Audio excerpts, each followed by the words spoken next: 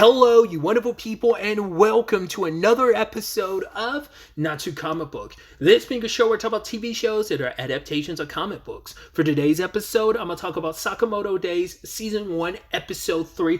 Great episode. A lot of really interesting things went down in this episode, so let's break it down. So, Zhao Tang, it's not the best at her job, because for her it's like, who cares if where I put stuff on? All it needs to matter is let's put it on the shelves. It's like, oh, here's this section with all the drinks and food and stuff in the refrigerator. I'm just gonna put detergent here. People who are looking for something, they'll find it. It doesn't matter.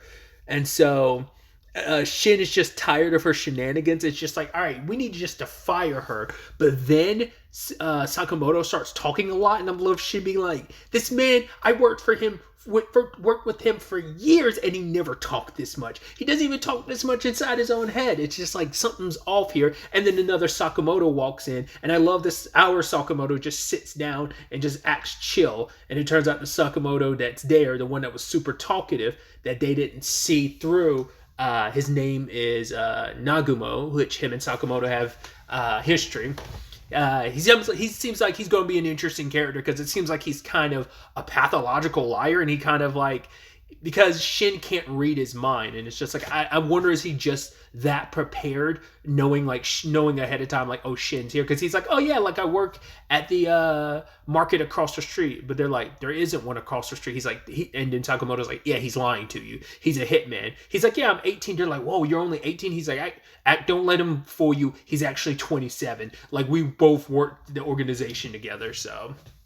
He seems like kind of your deadly goofball, where it seems like, oh, he seems all jokey and he seems like a liar, but it's all to camouflage how deadly he really is. I mean, the fact is that disguise ability he has is crazy. We don't know how that fully works. I mean, we're talking about a world where like Shin has telepathic ability, so it's like, you know, once all things are possible in this world when you have someone who can like read minds, as he explains in this episode, up to 30 meters. So this guy just probably has like a supernatural ability of shape-shifting. Who knows if it's like technologically based? Doesn't seem like it is, the way he just like quickly shifted into his real form. But there's also a part of me that's like, you don't think there's a chance that that's not even what his real face is, that he hides who he really is? You never know, you know, in this line of work, it would make sense to never, ever show your real face. I'm sure there's probably you could definitely write a dark story about someone losing their identity. I mean, there kind of is. Like, you know, when you shapeshift so much, you don't even remember who you were in the first place. I've come across TV shows and stories that have kind of utilized that. Now, whether that's going to be Nagumo's circumstance, who knows? But he's there to warn Sakamoto. Yeah, it's like, yeah, there's $1 billion yen bounty on your head. And it's like, yeah, people are going to come out of the woodwork. The pizza guy shows up trying to attack, but luckily, Shin's there being able to read minds, so it kind of gives you a slight heads up, but it's still a thing, and he even says it himself, because its major weaknesses, for one, there's a certain radius. Two, he has to concentrate, because he's not active all the time, but it like takes a lot of concentration to really narrow in on it. So, but he's like, most people who are killers, it's like in hitmen, they're gonna be heavily thinking about it, because it's not going to be that easy for you to kind of, you're gonna be thinking about it, and he'll be able to kind of sense that out. But that's not always going to be as we see in this episode, that kind of showcases the weakness to that if a hitman is calm enough and is able to clear their mind of any murderous intent, they can slip right by him without him being none the wiser. So, what was interesting, though, is we also learned from Nagumo about, he's a hitman who goes after other hitmen, and he's just like, oh yeah, like, I'm coming here for you. He's like, I'm just kidding. But he's like, but in all seriousness, like, it probably will be a clashing one day. But he's like, right, I wasn't given the order to come after you, so. And the way he talks about it sounds like, so he's like, yeah, you know, like, we kind of, because he was asking, like, why now after all these years? Why is there a target on my back now? And he's like, you know, our whole thing is we don't ask questions. We just date the missions. We do our job. So we learned that Sakamoto's organization that he belonged to was the Order, but we know that him and Shin worked like for years, but Shin belonged to another group, not unless he was freelancing and that was just the group they dealt with in episode 1. Like, maybe that's just a group he's with lately. But because the group that's after him now, one of the guys, it was specifically the janitor dude being like, well, the order doesn't exist. It's a fable. So my mind immediately goes like, okay, so maybe that's how the order operates. It works even more in the shadows than other hitman groups. So like, to the fact is that some people still believe the order to be a myth. So maybe their whole deal is, hey, we're like the top echelon of hitmen, but we hide ourselves so well that we just have our hitman. Basically, unbeknownst to the organizations, we basically have our respective hitmen lease themselves out to other organizations because maybe they're trying to learn the inner workings of other it feels like it might be kind of almost like a Splinter Cell organization where it's like, oh, we insert our members on the inside of every organization, whether it's to ultimately destroy them from within and learn the ins and outs of their weaknesses. Kind of very like, if you're familiar with Invincible, the Viltrumite situation, maybe it's something kind of similar to that.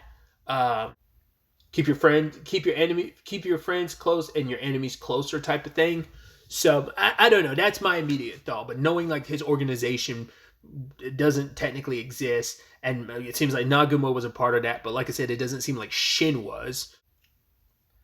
And this organization's thought process is like, because there's people thinking like, well, Sakamoto's not much, but it's like, don't underestimate him. It's like, to go after someone like Sakamoto, you need to hit him at the perfect time where basically he's the most vulnerable. But then Sakamoto showed how good he is, where he's like, he speaks directly to who's ever on the other end of the camera. He's like, he knows he's being recorded. So, but it's like this is all happening at the worst time because he then gets reminded that him and his wife and a daughter are supposed to go to an amusement park, and he's like, I completely forgot about it. Which I love that it's like, right, he might seem like he's this capable person, he's on top of everything, he sees through everything, he's ready for everything. It's like, yeah, but even he can get blindsided because it's like, cool, I got so caught up in the hitman stuff, or maybe just life in general, and completely forgot, oh yeah, I'm supposed to have a family trip. So Zhao Tang and Shin go along. And I love that, like, once again, I love Shin's relationship with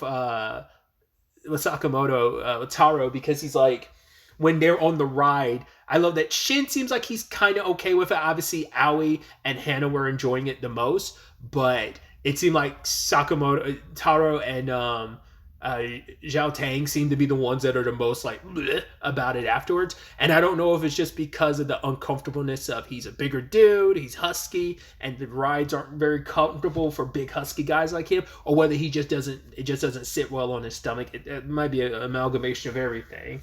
But Taro's like, oh, not Taro, Shin's like, oh, let me call a doctor. And then Aoi's like, oh, you're being so over dramatic. It's like, it's really sweet how Shin is like super protective of Sakamoto, but also like, hey, I'm going to protect everything. It's like, we got 2 priority missions. We got to protect the family and basically make it so that Sakamoto is able to enjoy his day with the family.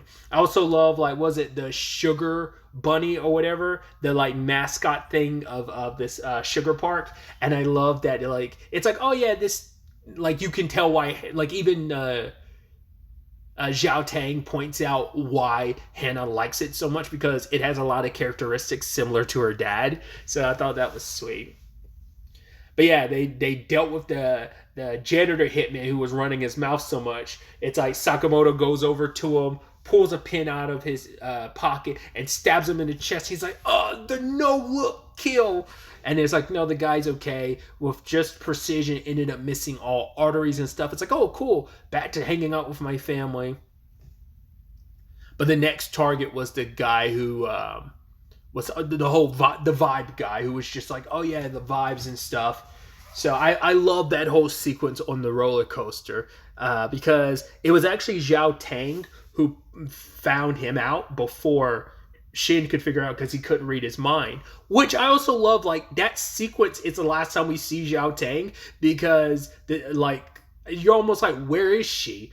Like, is she, because Shin was dealing with that, she went off and did, maybe next episode we'll see what she was up to or something, but I'm like, what were you up to? Like, because you didn't help out Shin. Shin had to handle the situation on his own. That whole sequence was pretty badass, where it's just like, the guy has a gun, he shoots, and then Sakamoto turns his head and reflects the bullet off his glasses, and it's like, oh, bulletproof glasses. Then Shin shoots off the thing that's keeping him in his seat, falls from the loop so that he can like land back on the roller coaster, and that whole tussle is so cool. Then ending up on the track, and then ultimately, Home Dude's thing is he has poisonous blades that he's using against Shin, and now Shin's eyes are being messed with. And he brings up like, oh, like I see Sakamoto, like he basically saying he fears death, and it's like the moment you start fearing death, that will always make your actions a little slower. He's like, you were so focused on that one knife going towards you that you were so terrified of death or what that could have done to you that you didn't have enough. You were, even if it's just a millisecond, it halts your reaction time enough where you're not fully like not scared to death. So he's trying to say like Sakamoto isn't that yeah, he's skilled in everything, but he's like, oh, I see in his eyes that he fears death. And Shin was coming at it from the perspective of like, well, yes, he death because like he wants to protect his family, and it's like once you have something to protect, you're going to fight that much harder. My thought was like, well, the fear of death you see in Sakamoto's eyes, my immediate thought was, oh, it's just him being afraid of killing someone because because if he does, his wife is going to divorce him, and you can only assume take Hannah with her. But we didn't really go into that last episode, but we just know she'll definitely divorce his ass and leave him. So I assume that's his greatest fear of losing his family. But it's also like, right, the world I'm a part of, even though I'm not part of it anymore, it finding its way back to my family, even after all these years of retirement, and them getting caught up in the crosshairs. There's that, but I also don't want to kill anybody and lose my family like that. So it's a very complicated tightrope he's walking on. I was so curious to see how Shin was going to get his way out of this. And then he's listening to the voices of the kids and then he hears Sakamoto say something about popcorn, and they end up crashing down in the middle of kind of like this Sentai-esque performance that's put on, and quickly Shin is able to put on like the Sugar Bunny uniform, and I love that whole sequence. My initial thought was, oh, Shin is reading the minds of the entire audience, but it wasn't the audience entirely. It was specifically Sakamoto in the audience telling him exactly what to do, and I was like, oh, I love that sequence. It's so badass and cool. And he's just like right, left, counter here, this body blow, doing all this stuff, and it's really dope. And then he's like finish it, and he does. I was like, that sequence is so dope. And it's just kind of like, right, he gets cheered on by the crowd. Aoi and Hannah are none the wiser because they're like, oh my god, look, Toro is like so focused on it. Daddy's so focused on the show. It's like, oh yeah, he must really like it because he was so busy giving Shin instructions on what to do. So, like I said, my thought was, I thought he was reacting to the thoughts of the crowd, and the crowd would be kind of, but it's like you can't really rely on because they wouldn't be able to call out what he's about to do. That just Sakamoto has those perception skills and is able to kind of predict and quickly, it says a lot about Shin that he's able to react so quickly too. But it's also like they have worked together for years, so I think Sakamoto knows what Shin's capable enough of to know, like, all right, you've got this, like what this guy's capable of versus what you're capable of. So just thought that was kind of a dope, fun action sequence. So I'm interested to see where the next episode takes us going forward with this. Maybe it'll kind of revolve around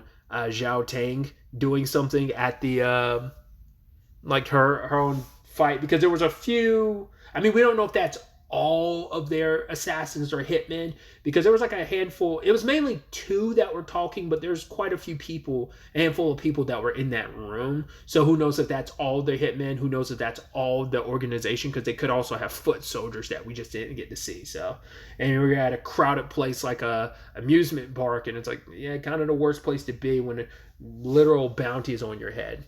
As Nagumo said, like, it hasn't officially gone out yet. The whispers are out there and people are already jumping at the opportunity, but it doesn't officially go into effect until like the next day or something like that. It's when it officially gets posted. But these are the early birds, and what happens when it gets spread out there, like when it becomes official and everyone knows. The whole thing is you want to be a deterrent, but that's the problem. There's always going to be people who underestimate, Sakamoto, thinking like, well, this other person that went after him sucked. I'm better than them, so I'll get this guy because there's no way he's that good. When you have something like the Order still being considered a myth and a legend, so people don't account much of how deadly Sakamoto really is. So either way, some very, very interesting developments. I'm excited to see where the next episode takes us going forward with all of this. But really, that's all I wanted to talk about. Till the next time we meet, be happy, be safe, live life to the fullest, and enjoy it. Good day and goodbye.